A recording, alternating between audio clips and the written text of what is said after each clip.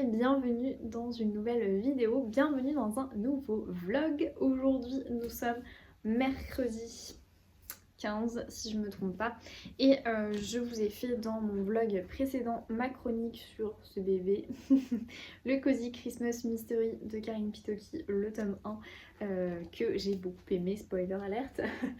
Et du coup je m'en vais pour vous faire un update lecture sur ma lecture audio que j'ai bien avancé. Alors attendez, je retrouve ma page. Bon, vu que c'est de l'audio, je ne sais plus trop, mais du coup je suis dans un Nico Taquian Avalanche Hôtel que du coup j'ai rencontré à la foire du livre de Brive, donc je me suis fait, j'en ai profité pour du coup faire dédicacer mon livre, même si bon je l'écoute en audio, je l'ai en papier, oui. Voilà, voilà, j'en suis à un peu plus de la moitié, je pense. Je pense qu'il va se terminer voilà, en audio très rapidement. Je le mets tous les matins à écouter. J'essaie de me faire une petite routine en vrai. C'est vrai que les livres audio, finalement, je me suis rendu compte, je vous montrerai après si vous voulez, mais je me suis fait un carnet de lecture pour... alors je prévois de le faire pour 2024, mais je me suis dit que j'allais quand même faire un tracker pour 2023, je sais pas, ça m'a fait plaisir, voilà, et donc je me suis dit que j'allais le faire. Et quand j'ai répertorié, donc je vous montrerai après, mais enfin je vais vous montrer tout de suite en fait. Enfin, oui, c'est mieux de montrer plutôt que de blablater, n'est-ce pas? Donc je me suis fait un tracker pour l'année, pas pour le mois, pour l'année, donc mes livres lus en 2023. Et j'ai eu l'heureuse ou malheureuse, je ne sais pas, surprise de découvrir que je n'avais lu que 61 livres cette année, ce qui est relativement peu je pense par rapport à l'année dernière. Quoique j'ai quand même fait des bilans à 7-8 livres, alors au final je sais pas. Mais ça m'a un peu perturbée parce que si vous voulez sur Babelio, j'en ai lu genre pour l'instant 63. Ah non c'est pas déconnant en fait. 63 mais j'ai eu 2 abandons cette année. Donc je vous en parlerai je pense dans un post sur Instagram. Je trouve ça quand même important de mentionner quand on a des abandons. Après je vais pas les chroniquer ces romans là parce qu'en fait ils sont là. En fait ils sont là. En fait, je parle sans montrer les choses. C'est terrible ce soir, je suis désolée. Donc voilà, les 2 romans que j'ai décidé d'abandonner. Il s'agit des Noces de la Renarde de Floriane Soulas que j'avais commencé, je me souviens, en mars de l'année dernière. Et j'ai fait traîner. Je me suis dit, je vais le reprendre. Au final, on les reprend jamais ces romans-là. Donc clairement, je me suis dit, ok, c'est pas pour moi. J'ai pas envie de retrouver l'univers. J'ai pas eu ce côté addictif lors de ma lecture. Je trouvais que le personnage était un peu fade. Oupsie. Donc voilà, mais j'ai pas le chroniqué parce que je ne suis même pas arrivée à la moitié du roman. Donc pour moi en fait, un roman est un flop quand évidemment j'ai abandonné mon roman. Mais il faut qu'il soit quand même abandonné entre la moitié et la fin du roman. Enfin je veux dire, je vais pas lire 20 pages et dire ok le chroniquer en mode ok c'est un flop, c'est un abandon. J'ai pas d'argument, vous voyez ce que je veux dire. Je préfère en tout cas arriver à la moitié des romans et les abandonner pour vous faire une chronique. Je sais pas si c'est très clair ce que je dis, mais bon bref. Et j'ai décidé d'abandonner, et là je sais que je vais m'attirer les foudres de beaucoup de personnes, mais bon écoutez ma foi. Nicolas Lebel, Le Gibier, et je suis désolée mais je n'ai pas du tout accroché avec la plume que je trouve un peu trop scolaire à mon goût. Enfin voilà, contrairement à ce que je lis d'habitude, je trouve qu'il y a vraiment un décalage concernant du coup la plume de Nicolas Lebel. Je la trouve pas très fluide et je suis pas hyper emballée par l'histoire en fait. Pour moi j'ai peur que ça parte un peu en cacahuète. Donc pareil, je crois que j'ai dû lire genre 100 ou 150 pages et je me suis dit ok Marie, je laisse tomber. Donc voilà, ça c'est les 2 romans que j'ai abandonnés cette année. Bon après l'année n'est pas terminée, je peux abandonner d'autres romans. Mais effectivement Babelio me les a comptés en livres lus en fait. Ce qui est à moitié vrai parce que j'ai lu quand même quelques pages, une centaine de pages pour les 2, mais je les ai pas terminées. Donc on revient à nos moutons, mon carnet de lecture pour donc 2023, ou du moins mon tracker a fait remarquer qu'effectivement j'ai lu 61 livres. Et pourquoi je voulais vous parler de ça? Ah oui, et je voulais vous parler de ça parce qu'en fait je les ai classés. Donc le bleu comme vous le voyez c'est donc le format broché, orange c'est format poche, violet e-book et vert audio. Et comme vous pouvez peut-être le remarquer, il y a quand même pas beaucoup d'audio. Je me suis rendu compte que j'avais écouté au final 4 livres audio cette année. Donc là c'est le 5e en fait, il est où? Il est là. Donc ça c'est mon 5e livre audio de l'année. Donc là j'ai fait ça pour 2023. Mais c'est tout ce que je ferai. J'espère, je vais essayer de faire un carnet de lecture un peu plus fourni pour 2024. J'ai déjà du coup commencé à faire ma page où je vais faire exactement la même chose voilà, que j'ai fait pour 2023. Je vais faire la même chose et après je sais pas, je m'inspire de vidéos TikTok de filles qui font des carnets de lecture que je trouve vraiment intéressants. Alors après elles chroniquent beaucoup, enfin elles font des doubles pages à chaque fois pour chroniquer les romans qu'elles lisent. Moi je vais pas faire ça parce que je vois pas trop, enfin ça me correspond pas trop et je vois pas trop l'utilité pour moi. Mais par contre je pense que ouais, j'aime bien avoir des stats et tout, je trouve ça hyper intéressant et hyper fun à faire en fait. Et du coup je pense faire ça pour 2024. Et aussi pourquoi pas, j'ai vu ça, un tableau en fait où je vais mettre le titre, en fait le livre que j'ai lu et aussi les notes attribuées, enfin voilà. Je trouve que on va rester dans le simple hein, pour un carnet de lecture, donc je vois pas trop l'utilité de vous le montrer, mais bon pourquoi pas. Si ça vous intéresse en tout cas de le voir, n'hésitez pas à me le dire en commentaire et je vous le montrerai. Revenons-en à nos moutons. Encore une fois, je suis dans Avalanche Hotel que j'écoute et qui est franchement chouette. J'aime beaucoup. Après là, à partir de la moitié du roman, je trouve que ça part un peu en cacahuète. J'ai du mal à accrocher un peu avec le personnage principal qui s'appelle Joshua, qui en fait... Alors c'est compliqué de vous faire un résumé parce que j'ai trop peur de vous spoiler, mais en gros...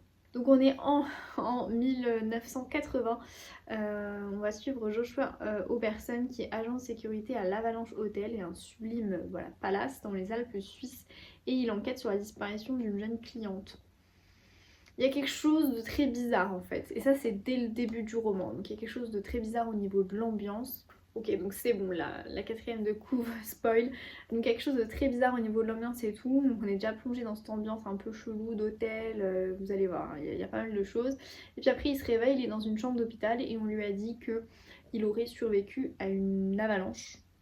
Oui c'est ça, il aurait survécu à une avalanche.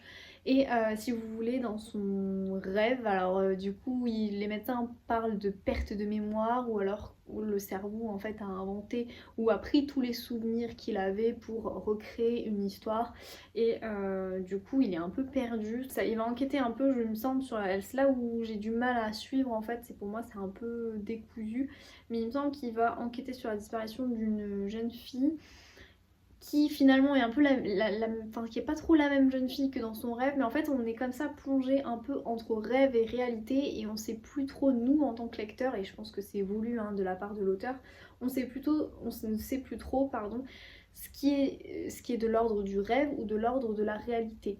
Et du coup on est nous-mêmes perdus, on est nous-mêmes en fait Joshua, parce que clairement il se passe plein de choses. Alors on a des indices qui rappellent le rêve ou d'autres qui rappellent la réalité, mais c'est un peu brouillon, un peu fouillis et on a l'impression d'être de la mémoire de Joshua en fait. Et j'aime beaucoup l'ambiance en fait du roman, je la trouve parfaite pour la période. Alors je sais pas si je vais partir sur une bonne lecture ou une très bonne lecture, parce que voilà, il y a ce côté un peu fouillis qui, j'ai peur que ça soit comme ça jusqu'à la fin du roman, que même à la fin du roman on n'ait pas toutes les réponses à nos questions. Ça me gêne un peu, mais bon, je vais pas anticiper avant que ce soit terminé bien sûr. Mais le gros point fort c'est cette ambiance, et on est clairement dans l'ambiance de la couverture avec notamment, c'est marrant puisqu'il y a la... Ok, je n'avais pas capté, mais c'est intéressant de voir la couverture. En fait, il y a une référence du coup à une branche dans le livre. J'aime bien cette ambiance très glaciale, très glacée. Je pense que je suis un peu dans ce mood là en ce moment. Donc j'aime beaucoup, franchement j'aime beaucoup. Je la trouve cette ambiance hyper chouette. En même temps on a un duo de flics, Joshua, qui du coup n'est absolument pas l'agent de sécurité, mais ça on vous le dit de suite, hein. En fait il est même dans la 4e de couve, en fait il est flic. Donc on a Joshua et sa partenaire qui vont enquêter, et ce duo est hyper attachant, hyper chouette aussi. Donc franchement pour l'instant j'aime beaucoup, à voir la suite comment ça évolue, mais pour l'instant j'aime vraiment bien. Et je n'ai pas mon livre avec moi, mais je suis toujours dans Salem de Stephen King. Ça y est, j'en suis page 300 et des patates sur 800. Donc je pense que c'est un roman qui va me durer un peu tout le mois parce que du coup je débute une lecture commune actuellement depuis hier. Et puis hier j'ai lu genre 20 pages, donc c'est génial. Je lis du coup Retour à la Villa aux Étoffes de Anne Jacobs, qui est le tome 4 de la Villa, donc c'est un tome 4, je peux pas trop vous en parler, mais on est dans cette saga familiale de la... où je crois qu'on est dans le premier, on est pendant la première guerre mondiale si je me trompe pas, ou la seconde, I don't know. On est dans une saga familiale qui se passe en Allemagne et on a comme ça un peu à la Downton Abbey toutes les histoires à la fois du personnel de maison, à la fois donc des domestiques et à la fois des maîtres et maîtresses, et c'est hyper prenant, hyper chouette. On est vraiment un peu comme dans une série Netflix, complètement pris par notre attachement au personnage et cette ambiance très Downton Abbey, en plus bourgeois que Downton Abbey, donc en moins strict voilà, que l'aristocratie anglaise bien sûr. Mais là du coup dans ce tome, sans vous spoiler, hein, on est au cœur du tumulte des années 30. Passion individuelle et questions sociales se mêlent dans un nouveau tome haletant de cette fascinante saga digne de Downton Abbey, donc comme je disais. Et je peux pas vous en dire plus sur la 4ème de couve, mais j'en suis au tout début, donc écoutez, ma foi, j'ai pas trop d'avis pour l'instant. À voir comment ça va évoluer. En tout cas je suis très contente de retrouver ces personnages. Je vous ai dit, le 3ème tome je l'ai lu il y a pas si longtemps que ça et j'avais tellement aimé, voilà, c'était vraiment trop cool, donc j'ai hâte de savoir la suite. Et je crois d'ailleurs que je vous ai pas fait du coup un espèce d'update sur Salem. Salem de Stephen King, j'accroche mais j'ai pas le côté addictif en fait. J'aime bien cette histoire, je trouve que les personnages et l'ambiance est hyper chiante. Chiante. Je voulais dire chouette. Chiante. Donc oui, l'ambiance est cool. C'est creepy à souhait, c'est vraiment l'ambiance Salem avec les vampires, avec ces créatures un petit peu de la nuit, des ténèbres très sombres, où on a cette ambiance un peu où ils se regardent tous en mode qui a fait quoi. Il y a un moment donné, il y a un enfant qui disparaît. Et donc forcément c'est un peu dès le début, hein, je vous spoil pas, mais on est centré sur les habitants si vous voulez de Sainte Jérusalem-Lot, Sainte Jérusalem-Lot, je crois que c'est comme ça le nom de la ville, qui est donc en fait Salem. Mais j'ai pas bien compris pourquoi il y avait deux noms pour la même ville, mais enfin bon bref. Et on est centré sur les habitants en fait de cette ville, donc ils se connaissent tous un petit peu entre eux, ils se côtoient tous, et Stephen King s'attelle vraiment à décrire chaque habitant, à nous le décrire, à nous le présenter sous un certain jour qui est pas forcément un jour très glorieux pour tous. On a notamment Marston House qui est cette cette villa pardon.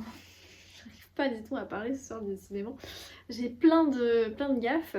Marston House du coup qui est cette maison villa un petit peu vieille des années 20 je crois, et dans Salem on est dans les années 70. Il y a des nouveaux propriétaires en fait de cette villa, propriétaires qui vont également acheter ou louer un local en ville pour faire commerce d'antiquités, et du coup forcément ça attise un petit peu la curiosité des habitants. On est comme ça dans ce cancan là, vous voyez, et l'ambiance est cool parce que c'est ce que je recherchais en lisant Salem, hein, c'est l'ambiance un peu creepy, très pas terrifiante non plus, il fait pas peur, enfin pour l'instant je n'ai absolument pas peur, mais par contre ouais il y a un petit truc angoissant, il y a un côté dérangeant en fait dans l'ambiance qui est ce que je recherche, et mais j'ai pas le côté addictif. Je trouve que au contraire d'avoir tous ces habitants c'est intéressant, mais un peu trop long du coup parce qu'on s'attache pas vraiment à un habitant en particulier. On suit, je dirais, un personnage principal, mais qui est un écrivain en fait qui va venir à Salem pour son 3e ou 4e roman. et qui revient à Salem, donc qui pareil fait un peu l'objet des cancans parce que il revient et qu'il n'est pas du tout connu dans cette petite ville. Mais mis à part ça, voilà, j'ai pas le côté addictif, j'ai pas l'envie d'y retourner, ce qui est un peu dommage pour un roman comme ça. Donc à voir, je pense que je vais pas l'abandonner parce que j'ai vraiment envie de le lire, mais c'est juste que voilà, j'ai commencé une nouvelle lecture commune, donc je vais me consacrer à ma lecture commune. Ensuite je le finirai et en fait j'ai un planning de lecture où j'ai 2 autres lectures communes, donc je pense que je vais alterner, genre je vais avoir 2 lectures papier en fait, Salem et du coup mes LC.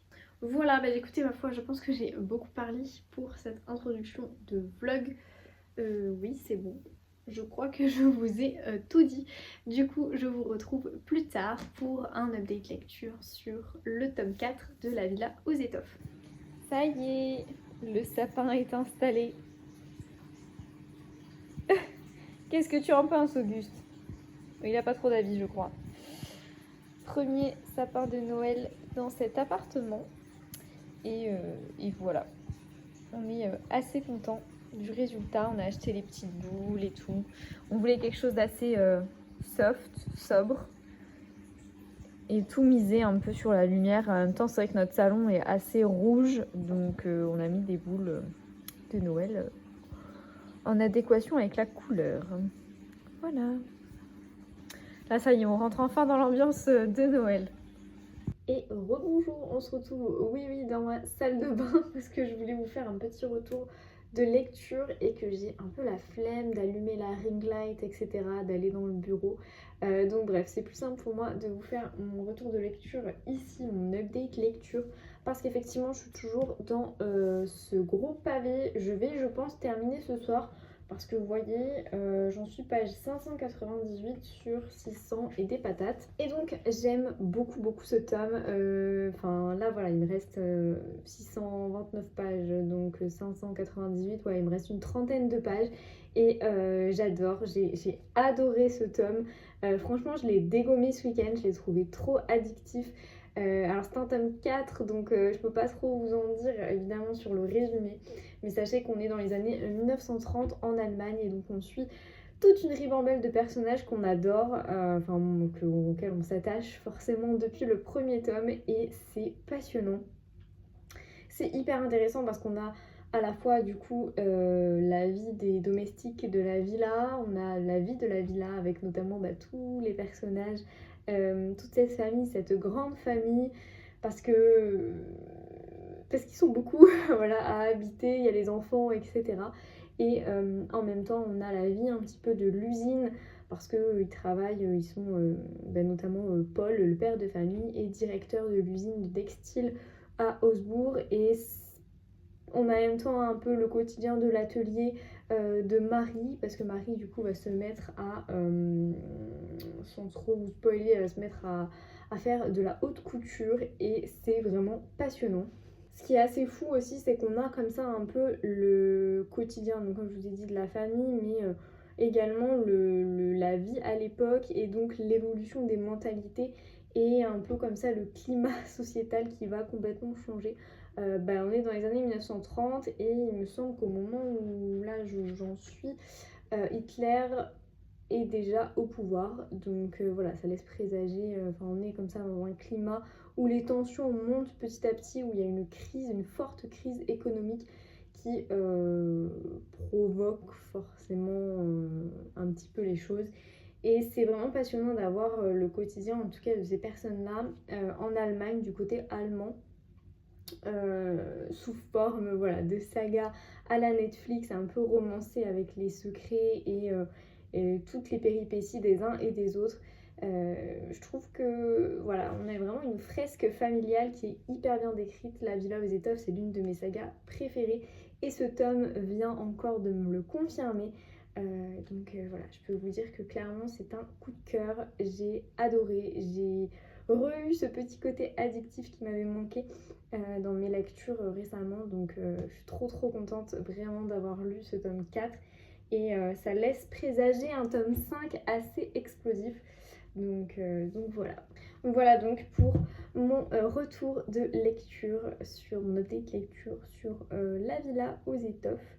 Et après, je vous montrerai plus tard voilà, ma prochaine lecture, mais ce sera également une lecture commune.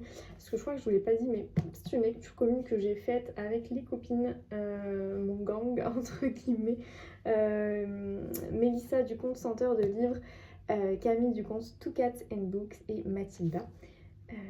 Voilà, on est une petite team et toutes les quatre, de toute façon, on adore la Villa aux Étoffes, donc trop bien.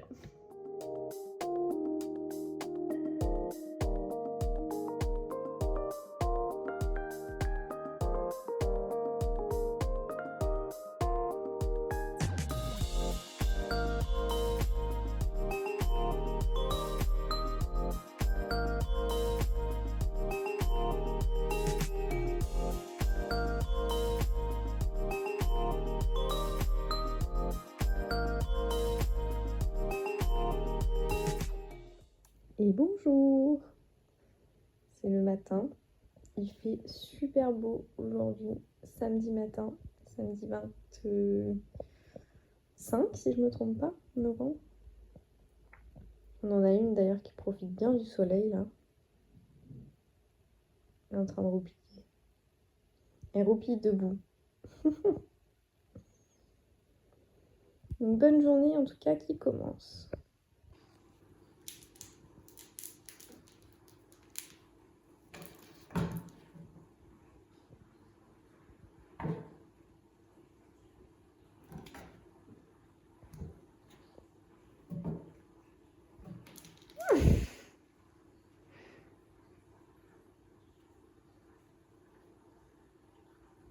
Et rebonjour, nous sommes aujourd'hui mercredi 29 novembre.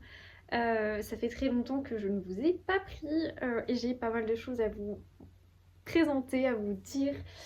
On va peut-être commencer par un book haul parce que du coup lundi 27 c'était mon anniversaire et j'ai reçu voilà, 2 romans de la part de mon chéri. Le premier qu'il m'a offert, il s'agit de Un jardin de mensonges de Suzanne Fletcher. C'est un roman qui était dans ma wishlist depuis quand même assez longtemps, je dirais même un peu plus d'1 an.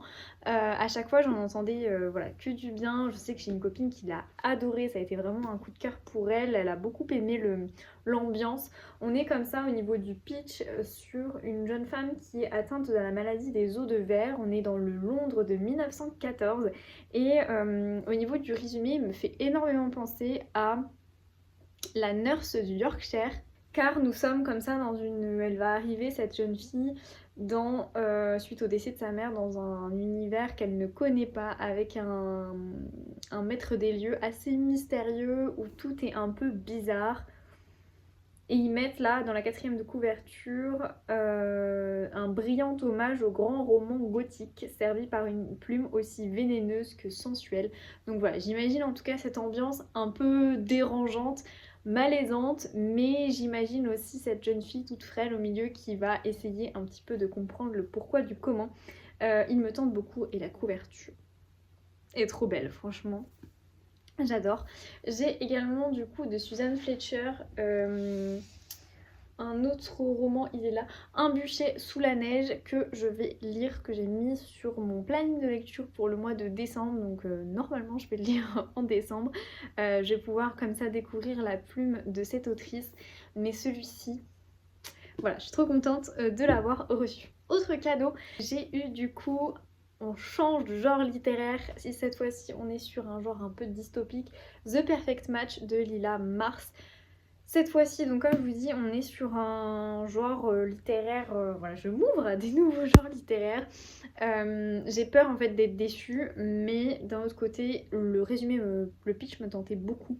On est sur une société un peu futuriste au 22e siècle, je crois. Et c'est la science qui détermine en fait les couples. Donc elle va elle va autoriser en fait les couples à se former qu'en fonction de leur compatibilité. En gros, là dans le pitch, Isaac et Elliot ont une compatibilité à 98,8% et donc ils vont devoir, vu que c'est son âme sœur, etc., ils vont devoir se marier, etc. Sauf qu'évidemment se pose un petit souci, c'est que Elliot, qui est un personnage principal féminin, elle en pince pour le frère de Isaac. Donc voilà, j'imagine en tout cas que ça va poser problème. J'aime bien cette idée voilà, de société futuriste un peu dystopique. J'espère qu'elle va se rebeller peut-être aussi contre ce système. C'est une duologie, il me semble qu'il y a 2 tomes. Le tome 2 il est là. The Perfect Love. Alors là ils mettent parution mars 2023. C'est déjà passé. Je suis un petit peu influencée en fait par TikTok parce que ouais, je suis de plus en plus sur TikTok, j'aime bien la plateforme, j'aime bien l'algorithme, etc., ce que ça propose. Et je vois passer quand même pas mal de comptes orientés New Romance, Young Adult, etc. Mais tout ne me tente pas bien sûr, mais celui-ci il faisait partie un petit peu de ce qui était proposé par la plateforme et le pitch me tentait beaucoup. Donc voilà, je l'avais mis dans ma wishlist et donc il a pioché et voici les 2 romans que j'ai reçus en cadeau d'anniversaire, donc je suis très contente. Ensuite, par rapport à la dernière fois où je vous ai pris, je vais vous faire un update lecture. J'ai pas mal de choses à vous dire. J'ai terminé, on va aller très vite. J'ai terminé Le Retour à la Villa aux Étoffes de Anne Jacobs, qui est une saga que j'adore, vous le savez. Et j'ai eu un coup de cœur pour le 4e tome. Du coup, celui-ci, il est génialissime. Je peux pas trop vous en dire, il s'agit vraiment des difficultés auxquelles la famille Melzer fait face après où on est au début en fait des années 30. J'ai envie de dire, on est même presque à l'aube de la Seconde Guerre mondiale et on sent comme ça un petit peu toutes les tensions sociales qui montent. On a la gestion notamment de l'usine qui est très compliquée pour le père de famille. On a les destins des enfants, sans trop vous spoiler, on a les destins des enfants qui continuent un petit peu à se définir, à se dessiner. Et on a vraiment tout le clan Melzer au complet qu'on suit au fil des tomes, qui évoluent, qui font des conneries, puis après ils prennent des décisions plus ou moins bonnes. Enfin voilà, c'est toujours très intéressant parce qu'on est sur vraiment une saga familiale un peu à la Netflix, à la Downton Abbey, donc je ne peux évidemment que vous la conseiller cette saga, et ce tome 4 est vraiment, vraiment très bien. Autant j'avais adoré le tome 3, autant celui-là je trouve qu'il est au-dessus en termes de tout en fait. En termes de plumes, je préfère ce tome 4, je trouvais que le tome 3 était un peu trop enfantin, parce qu'effectivement le tome 3 parlait des enfants Melzer, mais quand ils étaient quand même plus jeunes. Là ils ont un peu grandi, hein, ils sont dans la préadolescence, les enfants Melzer, et donc je sais pas, je préfère. Et même sur ce qui se passe en fait, c'est hyper intéressant. On a notamment la place de la femme aussi dans la société dans les années 30 qui est assez bien décrite je trouve. Voilà, au cœur du tumulte des années 1930, passion individuelle et questions sociales se mêlent. C'est tout à fait ça. Et j'aime beaucoup, voilà, cette saga, donc c'est un avis vraiment coup de cœur sur ce 4e tome. J'ai hâte de continuer la saga. Je l'ai lu en lecture commune. Les copines, est-ce qu'elles ont fini? Je crois que oui, je crois qu'elles ont fini. Faudrait qu'on se prévoie en tout cas une lecture commune pour le tome 5 parce que j'ai trop hâte. Ensuite, autre lecture terminée en audio cette fois-ci. Il s'agit de Avalanche Hotel de Nico Takian, que au final j'ai bien aimé. C'est pas une lecture mitigée, j'avais peur de tomber dans le mitigé, mais en fait j'ai beaucoup aimé l'ambiance qui était très glaciale, avec notamment cet hôtel, les problèmes aussi de perception du personnage principal qui s'appelle donc Joshua, qui finalement au départ se retrouve comme agent de sécurité dans l'Avalanche Hotel dans les années 80, et en fait on se rend compte qu'il a été piégé dans une avalanche et donc qu'il a confondu, que son cerveau en fait a confondu, a mélangé toutes les informations qu'il avait, et que au final il est en fait flic en 2018, pas du tout en 1980. Il est vraiment flic et il enquête en fait sur la disparition d'une jeune fille. Et en fait, les éléments de son enquête se sont un petit peu mélangés dans son esprit, et petit à petit, au fil du récit, on décortique ce qui est vrai, ce qui est faux, on commence aussi à comprendre un petit peu les éléments de l'enquête en elle-même, etc. Le dénouement est assez intriguant à mon sens. En tout cas, j'ai bien aimé la manière dont l'auteur a amené les éléments, même si parfois ça partait un peu en cacahuète à mon sens. pour parler vulgairement. Voilà, parfois il y avait des petites digressions, certains éléments auraient pu, à mon sens, être amenés différemment, mais bon, je peux pas trop voilà, vous en dire pour pas vous spoiler, mais il y a des scènes qui ne me paraissent pas utiles, par exemple, dans ce roman. Pourtant, il est court, hein. On aurait pu faire autrement, enfin bon, bref. Mais sinon, dans l'ensemble, le roman, je l'ai beaucoup aimé pour son ambiance. J'ai pas trop eu d'attachement par contre au personnage. J'étais plus intriguée en fait par la construction du récit, par les éléments, par l'enquête. C'est vraiment ça qui, et l'ambiance, c'est vraiment ça qui m'a embarquée complètement. Donc c'est une bonne lecture au final parce que comme je vous dis, j'ai un avis plutôt mitigé sur ces personnages que je trouve pas ultra attachants. Quelques petits couacs au niveau de l'intrigue. Mais sinon c'était pas mal. Voilà, c'est une lecture bien, vraiment pas mal. Rien d'extraordinaire ni de transcendant, mais j'ai passé un bon moment et en audio, je l'ai bien aimé, je le trouvais assez prenant, assez chouette. Donc voilà, c'est le premier roman de l'auteur que je lis. J'ai également dans ma pile à lire un autre de lui. C'est lequel? Solitude. Et apparemment, tout le monde dit que Solitude, qui est là, du coup, Solitude, est mieux. Et bien mieux. Par contre, la couverture, elle fait un peu flipper parce que là, il y a un pendu. Est-ce que vous pouvez voir? Bref. On suit un garde nature dans le massif du Vercors. Ah, il est également question d'amnésie. C'était aussi un peu l'idée dans Avalanche Hotel, une question de amnésie, c'est l'hippocampe du coup du cerveau qui, il me semble, recueille tous les souvenirs. Je trouve ça intéressant en fait, parce que c'est hyper intriguant. Et on est sur une tempête de neige. Il est aussi question d'ailleurs, c'est marrant, de nature dans Avalanche Hotel, avec notamment cette branche qui est en fait une branche de cerisier. Macabre découverte. Il a l'air sympa aussi. Mais du coup, c'est vrai que j'avais laissé quand même pas mal de temps. Enfin, ce roman dans ma palle, il a passé quelques temps. Et vu que je suis assez emballée, je pense que je lirai. En tout cas, j'attendrai pas encore 1 ou 2 ans avant de continuer Nico Takian, parce que vraiment, j'ai bien aimé Avalanche Hotel. Et si celui-ci est meilleur, on peut partir sur une très bonne lecture. Voilà du coup pour mon avis sur Avalanche Hotel. Et enfin, j'ai terminé la bricasse de compétition.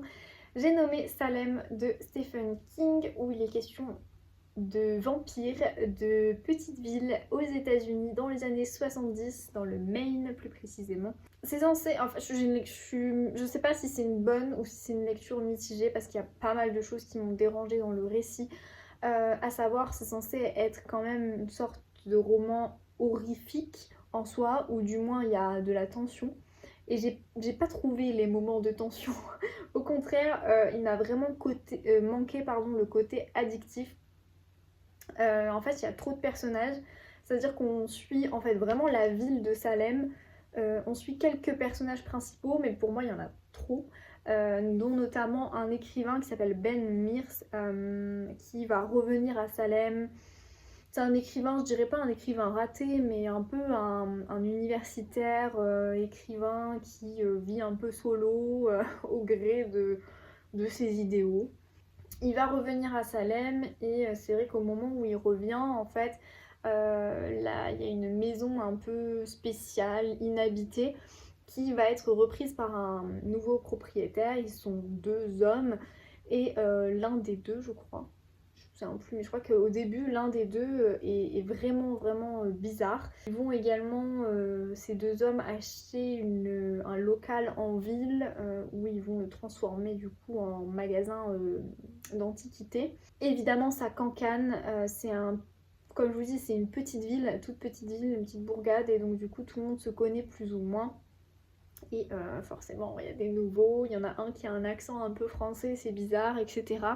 Et l'ambiance est censée être très pesante, très angoissante, parce qu'en fait, vu que tout est bizarre, tout de suite on tombe un peu dans le malsain. Il y a notamment un événement où il y a 2 enfants qui disparaissent, qui va un peu marquer le début de cette ambiance soi-disant terrifiante. Mais en fait, pour moi, Ça a vraiment manqué de... l'ambiance n'était pas trop au rendez-vous quoi. Et j'ai peiné, j'ai vraiment peiné à le finir. Pour vous dire, je me souviens quasiment même plus de la fin alors que je l'ai terminé dimanche là. Donc je suis un peu déçue. Donc je pense qu'on est sur une lecture mitigée quand même. Je pensais apprécier. Alors il y a des passages où, voilà, notamment il y a des événements qui se produisent en fait tout au long du récit où on se dit ok c'est glauque, c'est horrifique, mais si vous voulez ça fait pas peur vraiment. Alors que pourtant j'avais lu de Stephen King Shining, et Shining ça m'a vraiment fait peur, genre vraiment. Mais là vu que comme je vous dis il n'y a pas vraiment de personnage principal, on suit Ben Mears et ensuite on suit sa fiancée, ce qu'on peut appeler sa copine, qui s'appelle Suzy, si je ne me trompe pas, Suzanne, je sais même plus. Vous voyez, tellement il y a de personnages, je ne sais plus. Suzanne ou Suzy. Et on est embarqué comme ça dans une espèce de chasse aux vampires à un moment donné, parce que vous vous en doutez, il est question de surnaturel et de vampires notamment. Dès le début, on s'en doute. Et petit à petit, les vampires, voilà, ça va être la course, un petit peu la chasse aux vampires. Essayer de ne pas se faire mordre, le mal se répand sur la ville. Enfin, vous voyez le truc. On est sur un peu une sorte de film horrifique. Mais pour moi, ça a vraiment manqué. Je sais pas, dans ma lecture, j'ai pas été complètement embarquée. Il m'a manqué voilà, 2-3 trucs, donc ma foi, je suis un poil déçue de ce roman. Et pour moi, on part aussi parfois un petit peu trop dans la digression, à savoir, il s'attelle vraiment à décrire le passif de chaque habitant. Enfin, au bout d'un moment, il y a 40 habitants, c'est long, enfin, c'est pas étonnant si c'est un gros pavé, clairement. Et il y a des temps où c'est un peu, il y a des longueurs, on va dire, qui m'ont vraiment déçue. Donc c'est pas un avis positif clairement pour Salem, et j'en suis la première déçue parce que je pensais vraiment aimer. Ok, j'ai été interrompue du coup par la sonnette. Je vous disais, je ne sais plus, je vous parlais de Salem je crois, mais j'avais un peu terminé, j'ai pas plus accroché que ça et c'est fort dommage clairement pour ce roman. Sinon niveau update lecture, je suis dans Là où les esprits ne dorment jamais de Jonathan Werber, qui n'est autre que le fils de Bernard Werber, qu'on avait du coup rencontré avec Camille du compte Two Cats and Books au salon Lire à Limoges. J'allais dire cet été, mais non, c'était au mois de mai. Et du coup, on le lit en lecture commune, toutes les deux. J'en suis page 171 sur un petit peu beaucoup. Sur 530 pages, j'avoue, j'avance vraiment lentement en ce moment. C'est un peu... je suis un escargot, clairement. Mais j'aime bien ce roman. Il est question de magie, il est question d'illusionnisme, de spiritisme également. On va suivre du coup Jenny qui est une jeune fille, on est dans les années 1880 aux États-Unis. Elle va suivre, en fait, si vous voulez, elle va décider, enfin c'est pas elle qui va décider, mais on l'engage pour enquêter sur le mystère des sœurs Fox qui, en fait, ont amené ils sont un peu des précurseurs en matière de mouvement spirit.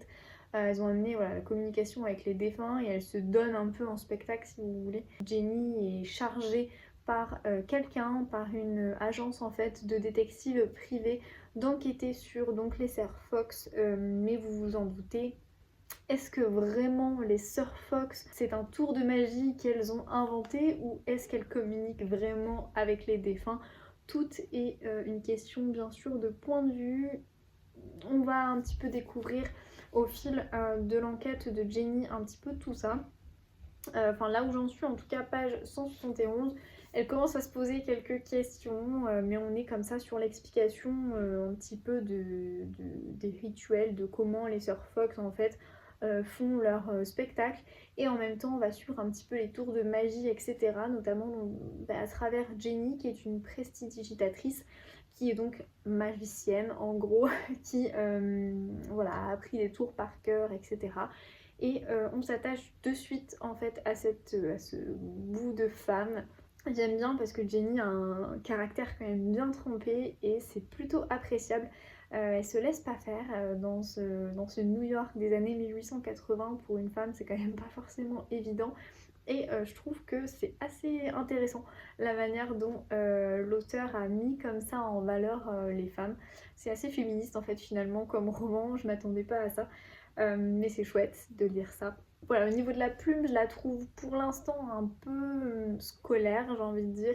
Mais j'ai bien conscience que c'est le premier roman de l'auteur, donc voilà, faut être un peu, je pense, indulgent par rapport à ça. C'est juste qu'il y a à certains moments, je trouve que c'est scolaire dans la mesure où il dit dans la narration en fait, Janie fait ci, etc. Puis après, quelques lignes plus tard, là, il la désigne comme étant la prestidigitatrice. Fais ci, fais ça. Enfin, on sait que c'est la même personne. Pourquoi tu as besoin d'employer un autre terme pour pouvoir la nommer? Voilà, je suis un peu moins fan de cet aspect-là, mais sinon l'ambiance est très chouette. J'aime bien cette ambiance un peu magie, illusion, spiritualité, plutôt spiritisme, etc. Je trouve ça assez cool. Donc à voir en tout cas où ça va me mener. Voilà pour mon update lecture et je vous reprendrai du coup je pense plus tard pour mon avis final.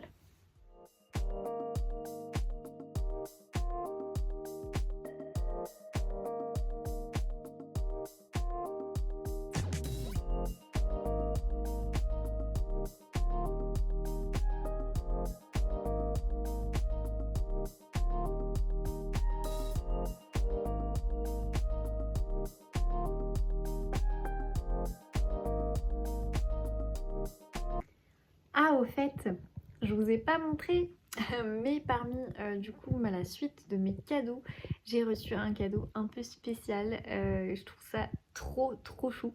Mais du coup, mon chéri m'a fait la surprise. Cette année, j'ai un calendrier de l'Avent personnalisé par lui-même. Et du coup, donc là, on est le 4 décembre et j'ai déjà ouvert. Je vais vous montrer le fameux calendrier. Je suis trop contente. Regardez-moi comment il a fait ça hyper bien. Alors du coup, moi j'ai déjà ouvert effectivement le 3. Donc il a mis une petite guirlande en plus avec. Il a mis, vous voyez, des petites boules de Noël. Il a même acheté la panière, on ne l'avait pas, cette fameuse panière. Et donc j'ai mon calendrier de l'Avent ici. Mais c'est trop chou. Alors oui, j'ai laissé du coup les anciens emballages. Alors ça, vu la taille, je penche pour un marque-page. Faudrait peut-être que je les enlève les petites boîtes. Et donc le 5 demain c'est ça. Et là c'est un peu lourd. Je penche pour un livre pour donc le 24. Mais voilà, je voulais vous montrer parce qu'il a fait ça déjà en secret.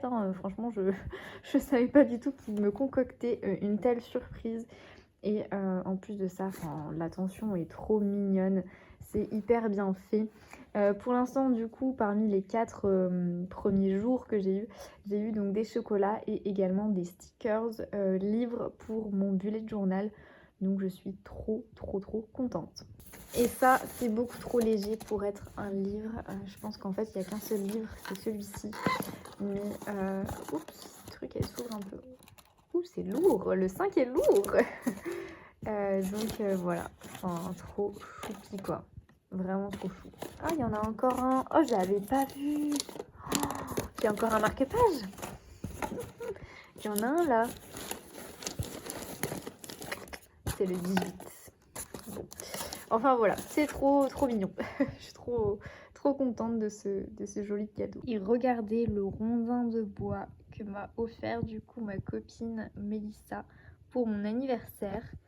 C'est le Tea Time, je lui en avais beaucoup parlé effectivement. Je m'étais dit je le veux le Tea Time, il est trop beau, faut que je passe commande, etc. Et donc au final elle me l'a offert et derrière ça c'est trop chou. Luciole in Books, mon pseudo, c'est trop mignon. Je suis fan de son travail, j'aime trop. Ça c'est entièrement du coup personnalisé. Vous pouvez d'ailleurs lui demander vous pouvez oui, lui demander des commandes personnalisées, de graver ce que vous voulez sur les rondins et notamment le verso. Enfin, celui-là, il est trop beau. Il rejoint directement ma bibliothèque. Et en plus, j'ai eu le pochon, le petit pochon, trop chou, ambiance Noël. Il est vraiment magnifique ce pochon. Je suis trop contente. Donc merci infiniment à toi, Bibi. Tu gères. Et bonjour, nous sommes aujourd'hui lundi soir, lundi 4 décembre. Et je vous prends longtemps, je pense, après ma dernière apparition ici, pour vous récapituler un petit peu. C'est vrai qu'en ce moment, franchement, j'ai pas le temps. J'ai une petite baisse aussi de motivation, je dois vous avouer. Je sais pas, les réseaux, Insta, Booktube et tout, ça me déprime un petit peu en ce moment. Puis en plus, c'est la période où il y a pas mal de calendriers de l'Avent, etc. Beaucoup de jeux concours. Et donc, je trouve qu'on voit moins en fait les posts des comptes qu'on aime et tout. Enfin bon, bref. Tout ça fait que j'ai eu une petite baisse de motivation ces dernières semaines et je m'en excuse. Je vais essayer de me remotiver en tout cas sur YouTube. Je vous ai fait passer un sondage il y a de ça aujourd'hui, enfin pour moi aujourd'hui, pour vous je sais pas quand est-ce que vous allez regarder cette vidéo, pour vous demander sur ma vidéo sortie littéraire, enfin j'allais dire ma saga, n'importe quoi, ma série de vidéos saga, putain, décidément j'arrive pas, ma série de vidéos sur les sorties littéraires, si ça vous tentait que je vous fasse ça pour octobre, novembre et décembre. Bref, je vais me débrouiller, mais ce serait vraiment chouette que je vous tourne cette vidéo et que je vous la poste accessoirement, parce que maintenant on va rentrer dans les périodes de cadeaux de Noël et tout. Ça peut être, je pense, très intéressant de vous avoir une petite rétrospective des sorties de fin d'année. Je reviens surtout pour vous faire un énorme book haul. Alors ma pile à lire prend très cher en fin d'année. Chaque fois, novembre et décembre, c'est les pires mois pour ma pile à lire, tout simplement parce que du coup il y a une semaine c'était mon anniversaire, le 27 novembre, et donc forcément, enfin c'est pas forcément obligé chaque année, mais je reçois pas mal de livres, alors ça me fait à chaque fois extrêmement plaisir bien sûr. Et peut-être qu'à Noël j'aurai des livres aussi, alors en général j'en ai moins quand même qu'à mon anniversaire. Mais bon, trêve de blabla, vraiment j'ai beaucoup de livres à vous présenter, je n'ai même pas compté, ça me fait peur de savoir que tout ça rentre dans ma palle. Avant ça, je vais vous faire un update lecture. Je suis toujours dans Là où les esprits ne dorment jamais, ça fait longtemps, oui. Alors j'ai avancé parce que du coup j'en suis au chapitre 21, je vais les passer en audio. Parce que je sais pas, je n'y arrivais pas du tout en version papier, j'avais du mal à me remettre dedans, etc. Je crois que j'en suis là, voilà, page 260, donc j'en suis à peu près à la moitié. J'aime bien, mais comme je vous ai dit, voilà, il me manque le petit côté addictif. L'ambiance est chouette, on est sur du spiritisme, de la magie et une espèce d'enquête aussi. Mais je trouve qu'il y a quelques longueurs dans le récit. C'est dommage, j'aurais aimé que l'histoire avance un petit peu plus vite, mais sinon c'est assez bien maîtrisé par l'auteur. La plume est plutôt fluide, du coup le tout est sympathique. Voilà, c'est juste que je suis peut-être pas trop non plus dans le mood lecture en ce moment. D'ailleurs hop, elle est là. Oula, je fais tout bouger à chaque fois. Ma lecture en cours, il s'agit de La fille qui prenait les armes de Amy Harmon. Alors vous connaissez, si vous me suivez depuis longtemps, j'ai tellement aimé Ce que murmure le vent que quand je l'ai reçu, j'étais comme une folle dingue. J'étais tellement contente, tellement heureuse. Et j'ai lu 97 pages, donc 100 pages à peu près sur 500. Un cinquième donc du roman, et j'aime bien. Franchement on part sur une très bonne lecture, c'est juste que en ce moment j'ai pas trop le temps de le lire, ni trop, vous l'aurez compris, un peu la motivation. Mais il a l'air vraiment génial ce roman où on suit l'histoire vraie de Déborah qui va s'engager dans l'armée pour pouvoir défendre en tout cas l'indépendance des colonies en 1770-1780 je crois, au moment où je 1777, et c'est plutôt intéressant. Je vous en dis pas plus, je vous en parlerai je pense beaucoup plus dans un prochain vlog. Alors c'est parti pour mon énorme book haul. Par où je commence? On va peut-être commencer, je sais pas, bon, dans tous les cas ça change pas grand chose. Je suis passée à Cultura ce soir parce que du coup j'avais un bon d'achat et je me suis pris donc 4 romans. La femme du deuxième étage de Jurica Pavisi, que j'avais adoré, L'eau rouge, je crois que c'est, oui c'est ça, L'eau rouge, du même auteur, et franchement je pouvais pas passer à côté. On est cette fois-ci sur un, alors il me semble qu'on est plus sur un thriller, on suit en fait l'histoire de Bruna. Pareil, c'est une espèce d'histoire de famille, mais on est vraiment dans la tête d'une tueuse. Voilà, je vous en dis pas plus et de toute façon j'ai pas trop envie d'en savoir plus. Je me suis pris à force de le voir passer partout et tout, etc. La folie de Johanna Gustafsson. J'ai hésité avec Bloc 46 parce qu'il me semble que celui-là c'est un one shot. Et donc dans ce roman on est sur un one shot je pense où on suit 3 femmes. Mais j'ai pris vraiment le mauvais parce que je pensais qu'il était pas rayé. Je suis dégoûtée. Bon, c'est pas grave. Maxine, Pauline et une troisième femme, je sais plus. C'est pas annoncé dans la 4e de couverture. Mais voilà, je connais du coup la plume de l'autrice avec L'île de Yule, qui a été mon coup de cœur polar thriller franchement de l'année. Je vous prépare en tout cas... peut-être pas encore, j'attends d'avoir un peu plus de lecture, mais je vous prépare une vidéo, ça c'est sûr, pour l'année prochaine avec tous mes coups de cœur de l'année. Et L'île de Yule, qui est donc ici, fait partie vraiment de cette sélection. Donc il faut que je découvre plus de romans de cette autrice. Ensuite, j'ai pris un livre que j'ai pas beaucoup vu passer sur Instagram. Alors je voulais vraiment prendre des livres qui n'étaient pas spécialement dans mon top de wishlist, mais qui me faisaient quand même envie, parce que voilà, je sais qu'il y a Noël, etc., que ma wishlist, du coup sur Glyph, il y a pas mal de gens qui y ont accès, et donc si voilà, ils ont déjà offert des cadeaux ou quoi. Donc du coup, je me suis pris un roman qui me tentait bien, Le domaine d'Easterley Hall de Margaret Graham. On dirait vraiment une série pareil, série Netflix, Downton Abbey, La Villa aux étoffes, tout ça, où on suit du coup dans la famille Davy Forbes. Tout le monde travaille à la mine de père en fils. Mais la jeune femme rêve de diriger un jour son propre hôtel. Audacieuse et passionnée, elle décroche une place d'aide cuisinière dans la somptueuse demeure d'Easterley. Alors c'est dur à dire. Easterley Hall, dont le maître n'est autre que l'impitoyable Lord Brunton qui possède la mine. Elle travaille dur et gagne une place de choix.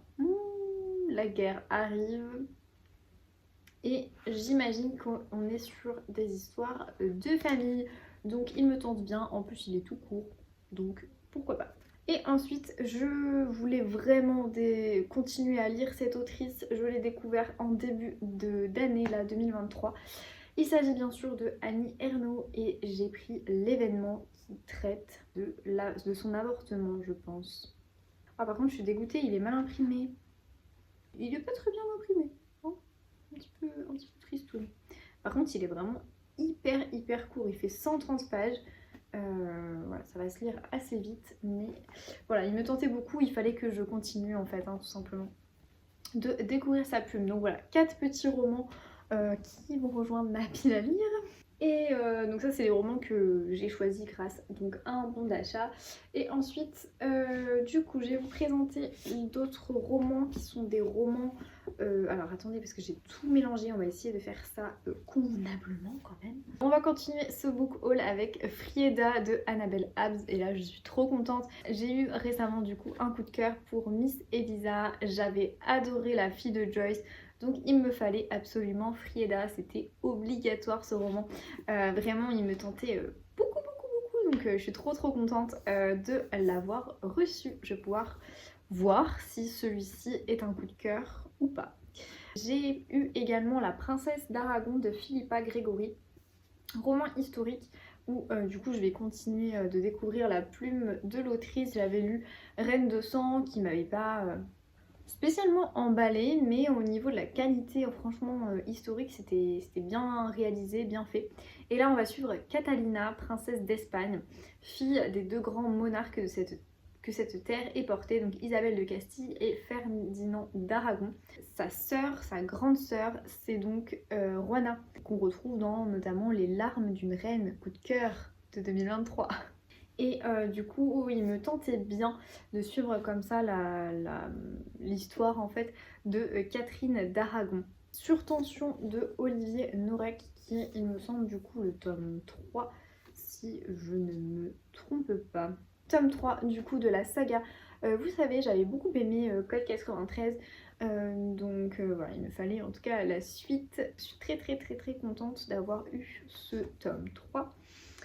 J'ai eu également, je vous jure il est super long mon book haul, Le bureau des affaires occultes de Éric Foissier. Ça c'est un cadeau du coup de la part de ma copine Mélissa du compte Senteur de livres bien sûr.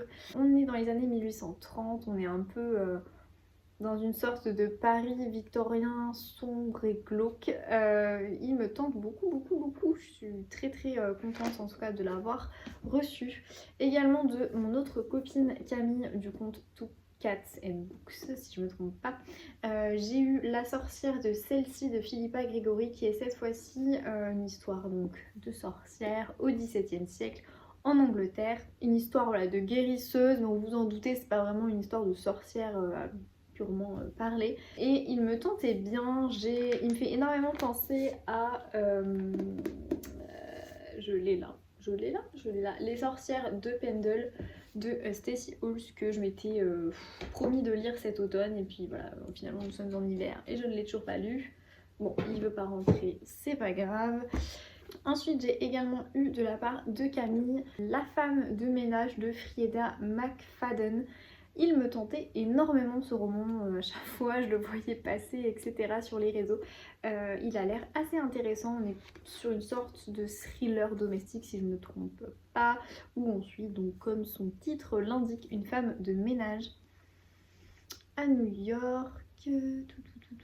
Et la patronne est instable et toxique. Il y a une rumeur également dérangeante qui court dans le quartier, c'est que Madame Winchester, donc chez qui elle travaille, aurait tenté de noyer sa fille quelques années auparavant. Des choses un peu spéciales dans la famille.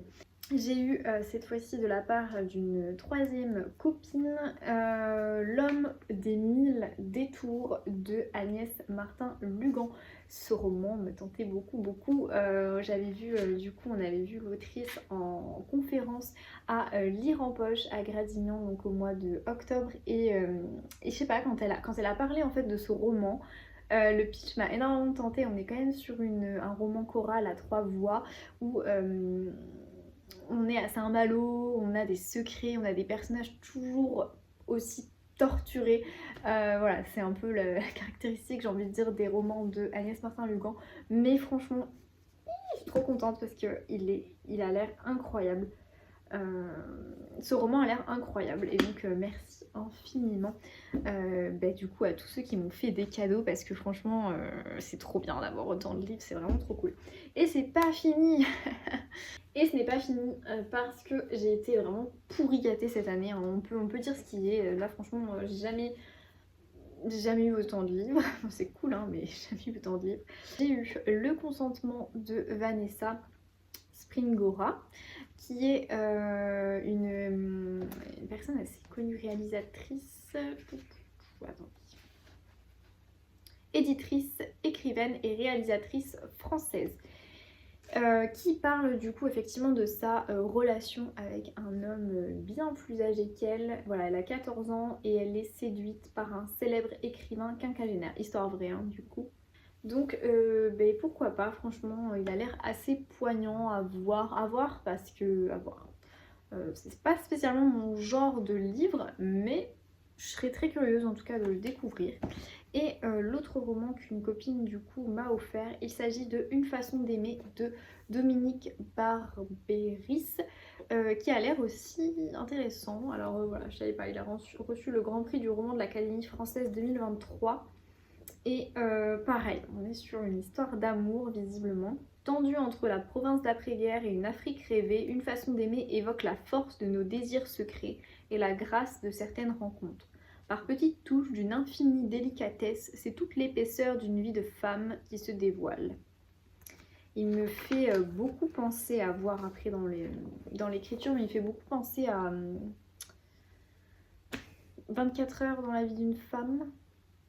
Je crois que c'est ça, de Zweig, Stefan Zweig, que j'avais beaucoup aimé.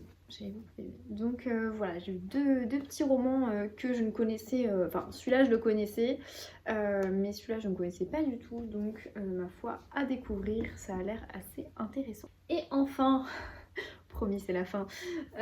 3 autres romans, donc j'ai eu le tome 2 de la saga Code 93 d'Olivier Norek, donc Territoire. J'ai également eu un roman qui me tentait vraiment beaucoup, Les Graciers de Kieran Millwood Hargrave. Qui cette fois-ci, alors faut vraiment que j'enlève les bandeaux parce que j'aime pas trop les bandeaux, qui cette fois-ci, on est en Norvège en 1617 et on est un peu sur une histoire de chasse aux sorcières, pareil, hein, c'est un peu la même thématique, mais j'aime bien cette thématique, je trouve ça hyper intéressant en livre en fait, ça donne une ambiance très particulière et puis ça nous fait nous questionner également. Donc voilà, ravie d'avoir Les Graciers. Et j'ai eu pour ma collection, mais un jour je la lirai, c'est promis, l'édition Collector of Course de La Chronique des Bridgerton. Donc là j'ai eu le tome 5 et 6, il me manque plus que le 7 et 8 et j'aurai toute la collection des Bridgerton dans cette édition Collector Deluxe qui est magnifique. Elle est magnifique cette édition, c'est incroyable. Voilà, c'est mon âme de collectionneuse qui parle. Voilà, du coup pour mon énorme book haul, je pense avoir vraiment terminé. Mais je suis trop contente. Au total, je vais compter parce que quand même je me dis c'est chaud. J'ai du coup 2 livres qui étaient déjà rentrés que je vous avais présentés. Ah mais si, je vous l'ai présenté en plus. Je vous l'ai dit que c'était mon anniversaire, je vous les ai présentés. Je suis bête, j'oublie. Donc 2 plus 3, 4, 5, 6, 7, 8, 9, 10, 11, 12, 13, 14, 15, 16, 17, 18. Ça fait 18 livres. Mais c'est cool. C'est vraiment trop cool. Par contre j'ai plus de place hein, dans ma bibliothèque. Là on est clairement sur quelque chose qui est rempli de chez rempli. Je sais pas du tout comment je vais pouvoir faire ça. Mais enfin c'est pas grave.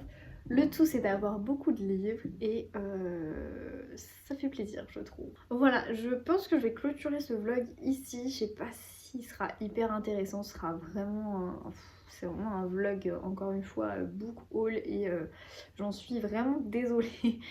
Et ici j'ai parlé de la villa aux étoffes mais c'est vrai que ouais en ce moment je vous dis je lis comme un escargot, j'ai une baisse de motivation et je pense que de toute façon vous le ressentez aussi par le fait que je publie quand même de moins en moins. Mais ça va revenir, hein, c'est juste moi, j'essaye de ne pas me forcer parce que je pense que le pire c'est quand même de se forcer, ça fait tout de suite beaucoup plus faux et beaucoup moins naturel je trouve. Bah disons juste de faire ça par plaisir et moi de toute façon depuis le début c'est un peu ma philosophie, je fais les vidéos sur YouTube et puis même le contenu sur Insta, c'est par plaisir uniquement. Alors ça demande du travail, ça c'est sûr, mais j'ai pas envie de me forcer pour vraiment faire du contenu absolument. Donc voilà, je parle pour rien dire, c'est insupportable. Donc je vais clôturer ce vlog ici. En espérant en tout cas que ça vous a plu, j'espère vraiment que ça vous a plu et du coup attendez-vous dans les prochains vlogs à peut-être avoir moins de book haul parce que voilà, là il y a eu effectivement la foire du livre de Brive, puis ensuite il y a eu mon anniversaire. Peut-être qu'à Noël, je vous présenterai également un book haul, mais à voir parce que je vous dis, je suis même pas sûre d'avoir des livres à Noël. Mais après, ce qui est sûr, c'est qu'on va faire une pause hein, niveau achat. On va vraiment se calmer. Après, je vous dis ça et puis ça se trouve dans 2 mois, je reviens avec un book haul. Mais enfin bon, c'est pas grave. J'espère en tout cas que je vous ai présenté des livres qui vous tentent ou que vous avez déjà lu. Si c'est le cas, bah, n'hésitez pas à me le dire en commentaire. Et moi du coup je vous fais plein de bisous et puis je vous retrouve dans une prochaine vidéo j'espère assez rapidement. Bye bye.